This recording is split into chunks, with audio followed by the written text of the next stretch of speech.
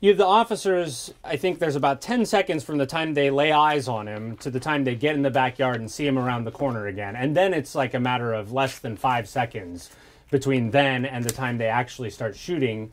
And he's come half the distance to them. I mean, all of that would seem to suggest that you would have a really hard time getting a jury to say, oh, no, these officers had no reason to be afraid. I think not prosecuting, that was really, realistically, that was the right decision. They were not going to get a conviction on that. But now, they've never charged anyone. I mean, believe it or not, there are a lot of police shootings in this jurisdiction that are factually worse.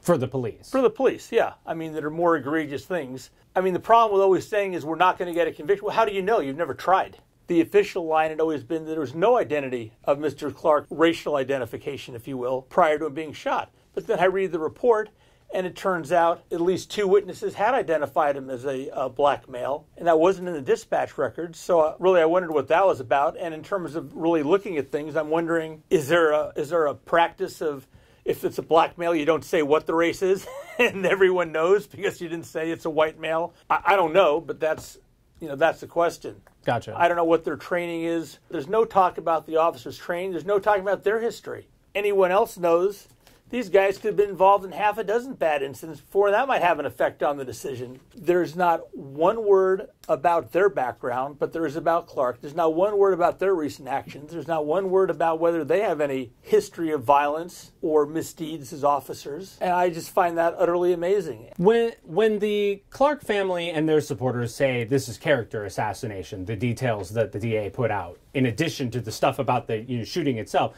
when they say that's character assassination to go into his past in the 48 hours leading up to this, do they have a point? Yes. Look, some of it may have some background relevance, but some of it really doesn't. The texts seem absurd. Now, I suppose theoretically, the suicide stuff could have been raised at a trial level, but probably, frankly, this does not fit any of the characteristics of what they call suicide by cop. Maybe it would make more sense if they said that we know the shooting looks unreasonable, but he made us do it. But they're not making that claim. Yeah. Right, they might argue, this argues to his state of mind or whatever. But what's that got to do with anything? They're not arguing it was suicide by cop, is your point. Right. It wasn't a suicide by cop. That's not the question. It's whether the shooting was justified or not. I mean, look, in every other shooting, they say, the victim doesn't matter. We treat everyone the same. And that's the argument they stand up and say, it doesn't matter who you think. Everyone's life is sacred and everyone's life gets equal treatment. They don't put that in their decision. And the other thing that doesn't happen is a warning that we're going to shoot if you don't comply. Right. And again, that is a significant thing in terms of the reasonableness of the behavior. That's what I'm saying. They never really analyzed whether the officers did their training.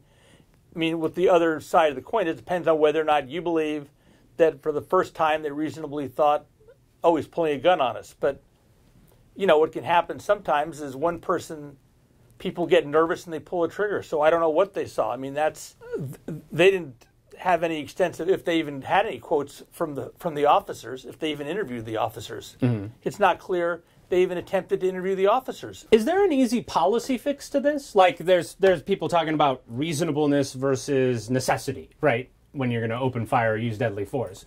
Does changing from reasonable to necessary change anything in a situation like this? Well, I don't know if it changes it in the moment on the ground, but what you do have is people who have, again, that's why I would have liked to have seen the training issues addressed.